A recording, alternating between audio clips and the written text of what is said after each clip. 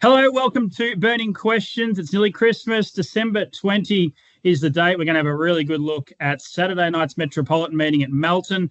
Of course, it's the second last Metro meeting of the season, and we've got a great title race for the drivers. We've got Greg Sugars, Mark Pitt, and James Herbertson all vying for that title. Just 2 wins separating all three of those. A couple of great guests joining me. David Murphy, I think he's in Dunstown. I don't reckon he's ever been on Burning Questions. And he was worried about his ability to get the phone working and the technology. But, Dave, you've done it easy. You've jogged it in. I feel like a technical star at the moment, yeah. Yeah, you look like one. Thanks for joining us, mate. Well, looking forward to your insights. Darren Carroll's a seasoned campaigner on this show, and I still had to remind him to turn the phone on the side just to fill the screen up. Daz, thanks for joining us. Pleasure. I hope we can get some cash for some Christmas turkey and ham, mate. That'd be nice. We'll try and get it done between races at Mildura so you can find another winner. Let's get stuck right into it. Andy Gath can't make it, sadly. He's, I assume he's dropping off or picking up Catch a Wave or one of those horses in Port Fairy. Pride's Easy Feed stand is a proud supporter of the harness racing industry with their set recipes and quality ingredients to give the trainer confidence in what they're feeding. So make the switch to Pride's and start getting the result you've been chasing. Nakula has shown she's got good early toe. So if she finds the front, can we go the early crow? I'll go to you here, David. You can say what you want about this horse. I reckon you had this going 100 metres better than Andy Gath. Andy Gath has it going. But talk to us about Nakula. She was a bit of a frustrating one for you when she was in your care. Yeah, she was. I loved it a bit. You know, I just thought she'd be making it through to the free-for-all mare company sort of thing. And I led on her and won her on her at Terang. You know, she sizzled home and won easy that night. And then the only other time I led on her, one of Emma and Clayton sat outside as we went 153 and I got beat at the lip. And then other runs, you know, I sort of didn't quite get the front. Like it's you know, talking about it before off air, you know, when you're sort of not in the market and the other drivers don't have sort of much respect for you, they tend to hold you out sometimes. And you know, it was the difference between her sort of running massive races and run sort of seconds, thirds and fourths to get into the front and winning easy. So, yeah, I think if she, you know, if she gets the front tonight, Saturday night, she'd be hard enough to beat, yeah. Yeah. I think she's got a really good chance of it. Go to you, Daz. I didn't hear Andy on the radio this morning on SEN Track, but from going off what Gareth was saying, he's fairly confident he can get the front with Nakula, or Kate can get the front with Nakula. That's the way I read it. I'm still not tipping her, though. Yeah, that's the way Andy read the race. He thought that she'd find the front, and if that eventuated, she'd be very hard to beat. Her form's been very good. She's tough. She does give the others a chance, though. Like, she doesn't win by big margins or anything like that. So she's vulnerable late to anything that can swoop. But there's speed there. Harry Hughes got gate speed, and Tallulah Lee's got gate speed as well. You've got a horse like Business Class who's in good form as well. But I had Nakula on top. Purely based on the fact that if you found the lead, she'd be very, very hard to run down. Yeah, I think she's got a really good winning chance. I just lent the way of Business Class off the back row. I thought there'd be a bit of speed on, and Business Class came wide, looped him, and actually beat Nakula home last time. So I know the short trip this time around maybe changes things, but on the each way, I'll go with Business Class. Logical Staffing Solutions provide labour hire and recruitment services to the transport, warehousing, automotive and manufacturing industries. A logical solution for your staffing needs. Sue's tactics are pretty well known, but will she find the front and remain in the zone? Race 8 on the card. It's a Nutrient Equine Mares Trotters free-for-all. I'll go to David last here. I'll go to you, Daz. You've probably got you're the number one ticket holder in the fan club of Perfidious Sue. You've cashed in just about every time she's won. Is this race going to go to plan like it has over her last 3 starts? I think if she finds the front, she'd be awfully hard to beat because she's proven that she's got such high rolling speed that it makes it really hard for those to chase her down and sort of gets them out of their comfort zone. I think that's one of her strengths, is that she can just keep rolling and rolling. So we saw that with Elderbrown and McCrux, put it under pressure down the back and it made an error. There's some case to say it might have beaten her that night, but because David put the pressure on, it made it vulnerable. Horses like Ebenezer's Avenger was really good beating the free-for-allers last week, and She's Rebby Roo wasn't on song quite last week, so it's got to be a chance. But She finds the front once again, then it's going to be very, very hard to beat. And I'm banking on it doing so off the gate. Okay, so you've got her on top? Got her on top, yeah. Yeah, I do as well. I didn't have her on top last week. I thought She's Ruby Roo was a special, Dave, just based off her ratings and everything, and you absolutely thrashed her, albeit a little bobble over the line. How do you see this one? In my opinion, the 1720 might suit her better with her high cruising speed. What do you think? Oh, yeah, it's just, with her, I'm still have my heart in my mouth that she trots all the way still, but I mean, she's grown up a hell of a lot the last month or 6 weeks or whatever. So she's just thinking about things a lot better. So you always still have that on your mind because she's very, very temperamental. She's like a ticking bomb ready to go off. But I think I'm quicker than the ones on the inside of me on Saturday night. Probably the one outside me, Ebony's Avenger, will come out with me. So she hasn't had much pressure coming from the outside of her before. But if she handles that, if her headspace handles that, and she gets the pegs first, she'll be really hard to beat. She's Ruby Roo, probably better with a sit. So it's going to get a sit, but probably going to get a bit far back, so it's going to have a bit of ground to make up. But it is definitely better with a sit. I think when she was exposed without cover for a fair way out last week didn't suit her. So, there's other horses there that are dangers, but just as Daz said, she's got a high cruising speed. And sometimes when I lead on her, it feels like I'm holding her up too much. Like she just wants to truck her along a bit quicker, where she's more comfortable. So, and as you say, it gets them off the bit of fairway out. She's won her last 2 races with the earplugs in. I think she possibly counted over the line last week because I was a bit kind on her in the straight and she got a bit la-di-da and had a bit of a gawk at the winning post. And thank God I was a length clear. To lose a race that way would have been heartbreaking. But and she feels better in herself through her work this week. Like she just feels like she's going ahead every week. So when they get in that zone, it's easy to train them. You just do the same thing every week, and she just feels like she's getting better every week. So good signs for her. Yeah. Yeah. David, do you get a feeling in the warm up or anything like that if she's on song? When do you think, or is it as the mobile's releasing? When do you usually get a guide? Yeah, well, as I said, she's the last 6 weeks has been, I just feel more comfortable with her, and I've got a bit of a routine. What I do, a couple of the TV guys, they've interviewed me in the parade ring. I think I told you told Ryan, I reckon. I told him to, yeah. In nice words. I've got to get my head in the game here. So anyway, so I don't mind in the parade ring, but on the track, I prefer to just keep her on her own and let her do a thing. So I've got my routine, what I do with her, and I know that I don't muck around with that. Early on, I just knew how good she was. It was so frustrating. So we'd turn to the mobile, she'd get a bit keen. When I had to hang on to it, she'd shake her head a little bit and get herself into a pace because it's pacing bred and all that sort of stuff. But she's thinking about all that properly now. So I'm confident that's out of the way now, I know one of the owners, one of the fellas that bred her, when he was betting on, I can't remember what one bet, he was having a bet when they had gone 100 yards because you knew after 100 yards we're fine, but the first 20, 30 metres is the trick of the behind the gate, but and just natural gate speed. I don't, early on I didn't used to ask her to go, I didn't used to stop her. She'd just do it on her own and she'd get fairly forward, but now I can actually let her go 100 yards and I can drive her a bit to push her past horses. So everything's going in the right direction to make a proper racehorse for down the track. So, Are you working tomorrow night, Toc? Well, no, I'm not. And I was just about to say to David, if I come wandering over next week or the week after and start throwing the microphone, what sort of response am I going to get? Yeah, I'll do it nicely, but you'll know what I mean.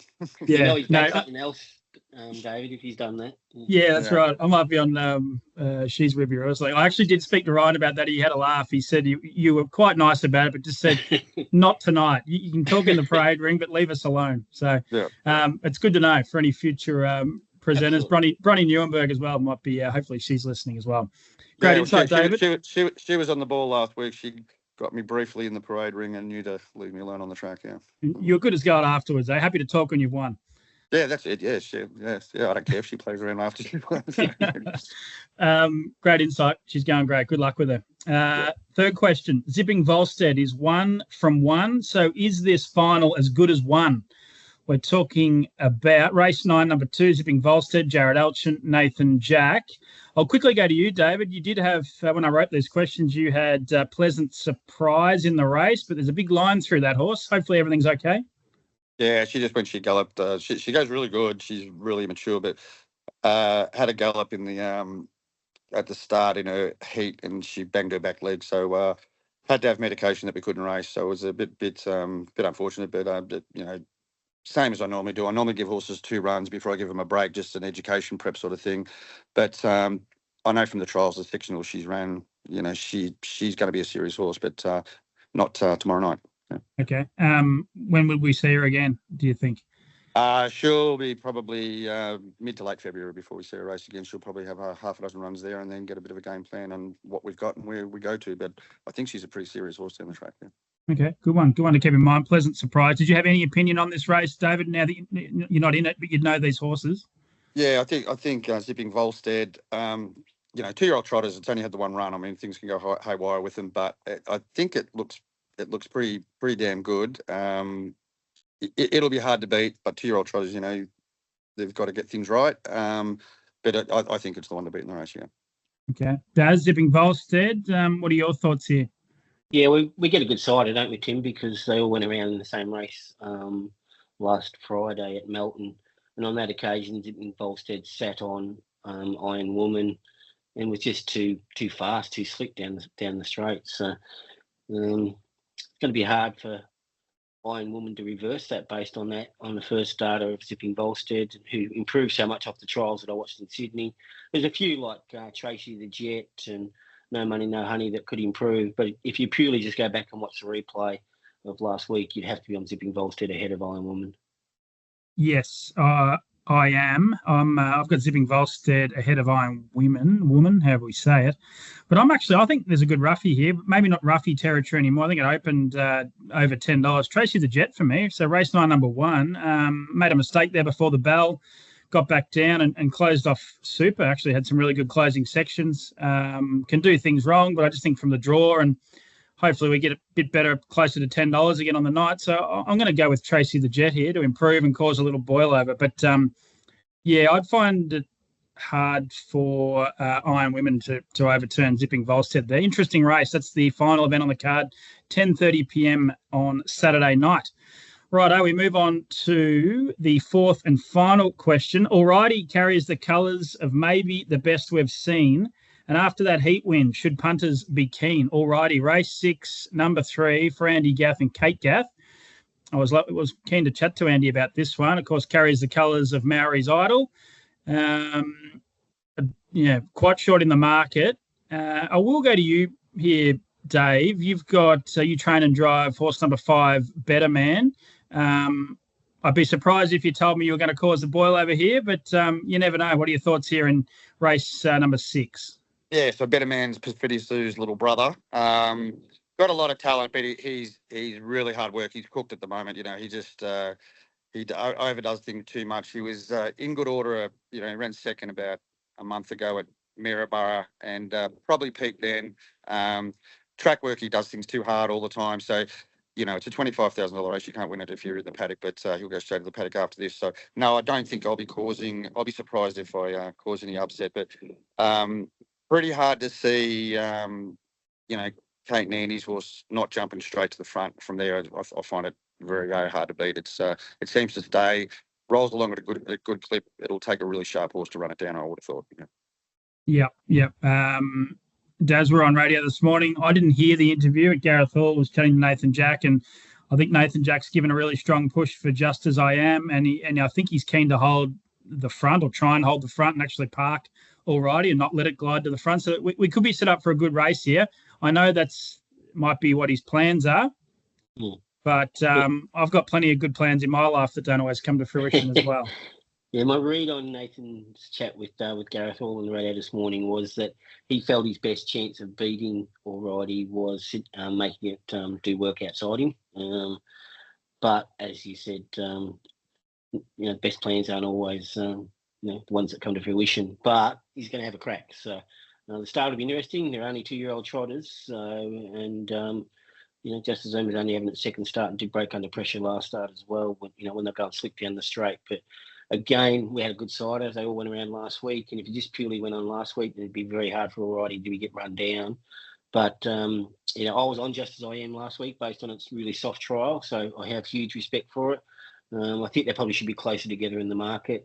But I'll probably be one of those races I'll be more confident to bet once they've gone 200 metres. Yeah, you're right. I've gone Alrighty ahead of Just As I Am, but I think they're clearly the two. So in second leg of the quaddie, I'll be just taking numbers 2 and 3. Going to be a great race. Really looking forward to that one.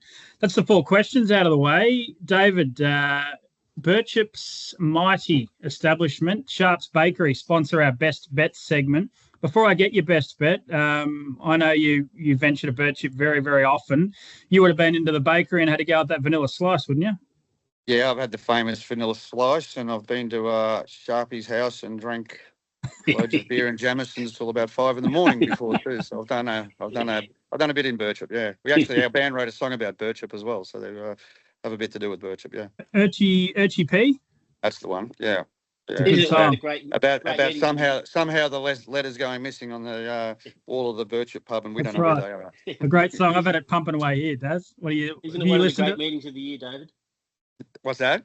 One of the great meetings of the year, isn't it? It is. It's like going to the trots 30 years ago. It's really enjoyable. I mean, I hope we don't lose that out of harness racing, because when you go there, it's just an awesome day. It's a great day. Yeah. Yeah, it's why we fell in love with the sport, most of us. Yeah. That's it. That's it. And shame if we sort of lose that. It's the politics of things and all that. But even the last couple of years I've gone just driving up at Bort.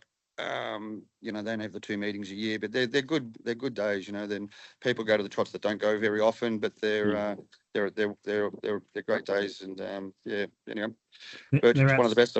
Birchip's one of the better ones. Yeah. I'm going to say it's the best. It's the best on the calendar, and I probably haven't seen 5 a.m. David, but I've certainly stayed in one of their spare beds there after a decent enough drink at the trot. So good on to the Sharp family for sponsoring this segment. Best bets, have you got one for us? You're going to put the pressure on yourself with a horse like Perfidious Sue, or is there something else we should be having a look at on Saturday night?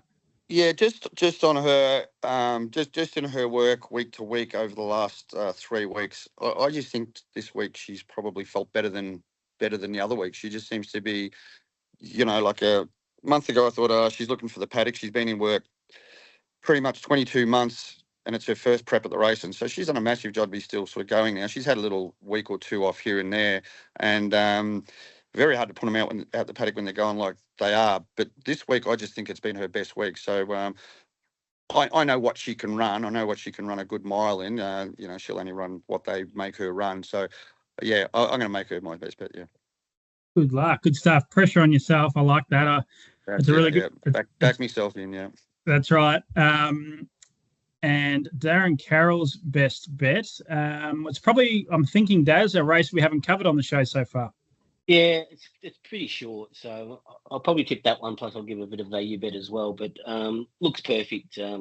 Just so impressed with its heat win last week in the fillies division of the 2-year-old. Sat parked, just won as it pleased, really. So it'd be extremely hard to beat. $1.70 looks about the right price, but you could multi it up with something else, which I'm sure you like, something like Sweet Nicky Lou. But at value, I thought that we get each way odds Aussie Punter in race 2. So that was the other one that I was suggesting that you could play an each way there, based over the 2,200 from the back row. Only needs an ounce of luck and be right in it. Yeah, good stuff, Daz. So I'm going to make Looks Perfect my best. Tough night for a best. Race 4, number 9, looks perfect. If you want to try and get a bit more juice, Sweet Nicky Lou should be winning in race 5, so you could take a multi. And I really like Perfidious Sue, Daz. For those that do want to back David's horse, prices aren't out, but you're thinking $3.50 range? Around about the $3 mark, $3 to $3.50. So, yeah, I think that's a good price based on what David's saying.